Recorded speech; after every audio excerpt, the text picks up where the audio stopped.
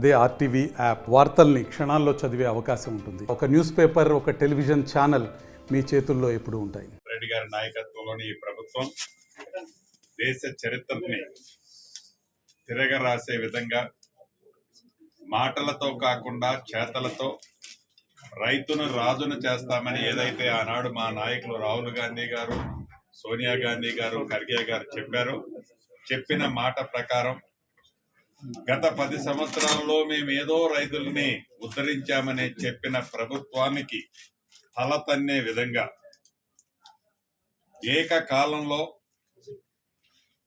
ప్రభుత్వం వచ్చి 8 నెలలు పూర్తి కాకముందే సుమారు 7 లక్షల కోట్లు పైగా అప్పులు చేసిన ఆనాటి ప్రభుత్వ భారాన్ని ఉంచుకొనే రైతులకు ఇచ్చిన మాటని ఈ ప్రభుత్వం మొదటి విడతగా రూపాయి నుంచి ₹1,00,000 వరకు నిన్న ఇవ్వటం జరిగింది. సుమారు 6,000 కోట్ల పైచిలు.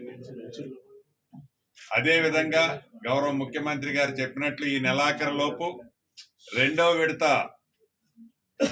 ₹1,01 నుంచి ₹1,50,000 వరకు రెండో విడత ఇవ్వబోతుంది.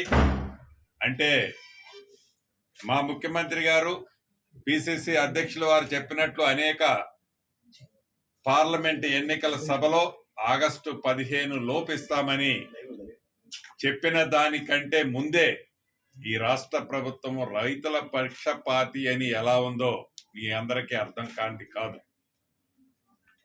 ప్రతిపక్షాలు ఇంకా దీన్ని జీర్ణించుకోలేక వారి ప్రతిపక్ష స్థానం కూడా వారికి ఉంటుందో లేదో తెలియని పరిస్థితిలో ఉన్న ప్రతిపక్షం అని చెప్పుకునే పార్టీ ఇంకా చాలా పెద్ద పెద్ద మాటలు, అవాక్కులు చవాక్కులు పేలుతుంది. ఇప్పటికైనా ఏదైతే రైతు పక్షపాతిగా ఉన్న ఈ పార్టీ, కాంగ్రెస్ పార్టీ, ఇందిరమ్మ రాజ్యంలో రైతులకు అండగా ఉంటూ ఆర్థిక ఇబ్బందులు అనేకమైనవి ఉన్నా వాటిని అధిగమిస్తూ మనసుంటే మార్గం ఉంటది అనే విధంగా ఈ ప్రభుత్వం మాట తప్పని మడమ తెప్పని ఇందిరమ్మ రాజ్యంలో ఈనాడు రైతులని ఎలా అండగా ఉంటుందో స్పష్టంగా కనిపిస్తుంది. ఇంకా అనేకమైన అవాకులు చవాకులు ప్రతిపక్షం పేలుతుంది. కేంద్రంలో అధికారంలో ఉన్న వారి పార్టీ వారు ఏదో చెప్తున్నారు. ఇందాక మిత్రులు పెద్దలు ఉత్తమ్ కుమార్ రెడ్డి గారు చెప్పినట్లు భేషజాలకి పోకుండా కేంద్ర ప్రభుత్వం ఏదైతే రేపు బడ్జెట్లో రాష్ట్ర ప్రభుత్వాలకు ఇవ్వాల్సిన, అది ఏ పార్టీ అన్నా రాష్ట్రాల్లో అధికారాల్లో ఉండనండి, రాష్ట్ర ప్రభుత్వానికి న్యాయబద్ధంగా రావాల్సిన కేంద్ర ప్రభుత్వం నుంచి నిధులని తప్పకుండా ఇస్తదని ఈనాడు తెలంగాణ రాష్ట్రంలో ఉన్న ఇందిరమ్మ ప్రభుత్వం ఆశిస్తుంది. ఆశించిన మేరకు ఇవ్వాల్సిన అవసరం కూడా ఉంది. గత ప్రభుత్వం కేంద్ర ప్రభుత్వంతో భేషజాలకు పోయి కేవలం వారి వ్యక్తిగత స్వార్థాలనే చూసింది తప్ప ఆనాటి ప్రభుత్వం తెలంగాణ ప్రజల ప్రయోజనాలను గ్రహించకుండా మాకు కొట్లాటే ఏజెండా, మాది ప్రాంతీయ పార్టీ కాదు, మాది జాతీయ పార్టీ, జాతీయ రాజకీయాలనే మేము నడపటం కోసమే వివిధ రాష్ట్రాలలో మేము కొట్లాట పెట్టుకుంటామని పెట్టుకొని ఆనాడు రాష్ట్రానికి అభివృద్ధిలో కేంద్రం నుంచి రావాల్సిన సహకారం అందనమాట వాస్తవం. దాన్ని కూడా కలుపుకొని ఈ బడ్జెట్లో తెలంగాణ రాష్ట్రం కొత్త రాష్ట్రం, గత ప్రభుత్వంలో జరిగిన అనేక ఆర్థిక విధ్వంసాలను సరిదిద్దే విధంగా సరిదిద్దుతూ రావాల్సిన నిధులతో పాటుగా మరిన్ని నిధులు ఈ బడ్జెట్లో ఈ ప్రభుత్వానికి ఇవ్వాలని మనస్ఫూర్తిగా ఈ ప్రభుత్వం ఈనాడు కోరుతుంది. పార్టీలకు అతీతంగా ఏవైతే సంక్షేమ కార్యక్రమాలు చేస్తుందో ఈనాడు ఇందిరమ్మ రాజ్యంలో తెలంగాణ రాష్ట్రంలో నిన్న మీరు చూశారు, రైతులని నీది ఏ పార్టీ అని అడగలే, రూపాయి నుంచి ₹1,00,000 వరకు అప్పున్న ప్రతి రైతుకి సరాసరి వారి ఖాతాలో జమ చేసింది ఇందిరమ్మ ప్రభుత్వం.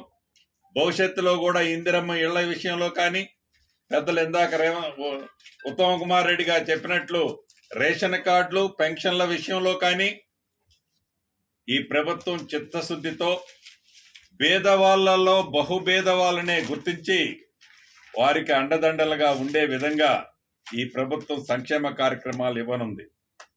అదే రకంగా అభివృద్ధి కార్యక్రమాల గురించి ఏదైతే ధనిక తెలంగాణ రాష్ట్రాన్ని 7 లక్షల కోట్ల అప్పులు చేసిన ఆనాటి ప్రభుత్వం గొప్పలు చెప్తున్న కాళేశ్వరం లాంటి అనేక ప్రాజెక్టుల గురించి ఉత్తమ్ కుమార్ రెడ్డి గారు చాలా స్పష్టంగా చెప్పారు. ఇప్పటికీ వారు మనసు అంగీకరించడంలే.